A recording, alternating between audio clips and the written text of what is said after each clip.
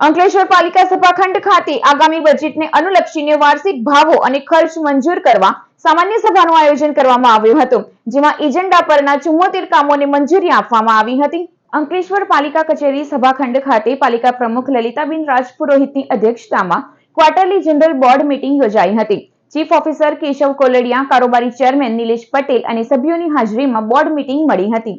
બેઠકના પ્રારંભે પૂર્વ વડાપ્રધાન મનમોહન સિંહ તેમજ મહાકુંભના ભાગદોડમાં મૃત્યુ પામેલા શ્રદ્ધાળુઓને શ્રદ્ધાસુમન અર્પણ કરી મૌન પાળવામાં આવ્યું હતું।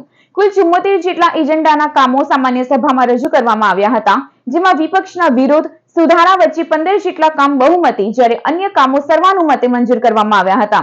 આ અંગે વિપક્ષના સભ્ય જહાંગીર પઠાણે આક્ષેપ કરતા જણાવ્યું હતું કે બેઠકમાં એક પણ પ્રજાલક્ષી કામો નથી, માત્ર હિસાબ અને ખર્ચના કામો સાથે વાર્ષિક ભાવોના કામો હતા। જે કામ બજેટ બોર્ડમાં લેવાના હતા એ કામ બજેટ પહેલાની બોર્ડમાં લેવામાં આવ્યા છે। ટીડીએસ 1600 ટીડીએસ નું પાણી ગામ પી રહેલું છે। અંકલેશ્વર નગરપાલિકા પાણી બહારથી વેચાતું મંગાવે છે, જે ફિલ્ટર પાણી, અને ગામને લોકોને પાણી 1600 ટીડીએસ નું પાણી પીવડાવે છે। તે બાબતની ચર્ચા ગઈ। ગામની અંદરમાં ગુજરાત સરકાર ખૂબ સારા પૈસા આપે છે, પણ તે ફક્ત અને ફક્ત મા શારદા ભવનની અંદરમાં ડમ્પિંગ સાઇટની અંદરમાં જે કચરો નીલો સૂકો આખો ગામનો કચરો, ભરૂચનો કચરો, ગામડાઓનો કચરો બધો અંકલેશ્વર ડમ્પિંગ સાઇટો પર કરી ગામની અંદરમાં તે કચરાની અંદરમાં 4 ફેરી આગો લગાડવામાં આવી।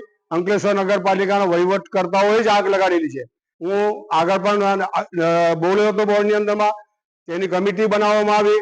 તેની અંદર જીનવાલા હાઈસ્કૂલની અંદરમાં જે સાગના સાલના જે હતા ઓરિજિનલ ખેરના લાકડાઓ, તેને બધું ચોરી થયા। ઢાંકણાઓ ત્યાં મૂકેલા તે ચોરી થઈ ગયા।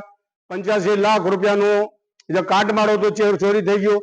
અને જે સરકારે હમણાં હાલની અંદરમાં એક ઢોર બાળવા માટેનું એક મશીનરી આપી હતી, ઇન્સ્યુલેટર, તો તે આજથી તે બી બનાવવા માટે, કારણ કે એમને જે પૈસા મળતો તે કામ ફટાફટ કરવા માટે રાજી થઈ જાય છે, પણ એ નથી કરતા કે જે ગામની અંદરમાં સમસ્યાઓ છે।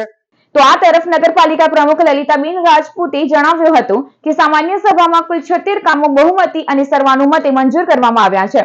અગત્યની 2 જાહેરાત રૂપે સેફ્રોનની નીલકંઠ વિલા સુધીના માર્ગનો નામાભિકરણ કરી મોઢેશ્વરી માર્ગ જાહેર કરવામાં આવ્યો છે, તો ચૌટા નાકા પર હવે રાજપૂત સમાજ દ્વારા સ્ટેચ્યુ મૂકવાની જાહેરાત કરવામાં આવી છે।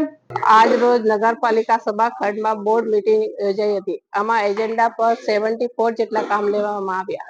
તમામ કામો વધુ મતે તેમજ સર્વાનુમતે મંજૂર કરવામાં આવ્યા। આ કામમાં એક સેફ્રોન થી નીલકંઠ વિલા સુધીના રોડનું નામ મોદી સમાજના કુલદેવી મોઢેશ્વરી માતાને નામ ઉપર રાખવાનું મંજૂર કરવામાં આવ્યું। તેમજ રાજપૂત સમાજના આ પત્રકની આવેલી નોંધને લઈને શ્રી હૃદય સમ્રાટ શ્રી શિરોમણી મહારાણા પ્રતાપનું સોટા નાકા ઉપર સ્ટેચ્યુ મૂકવાનું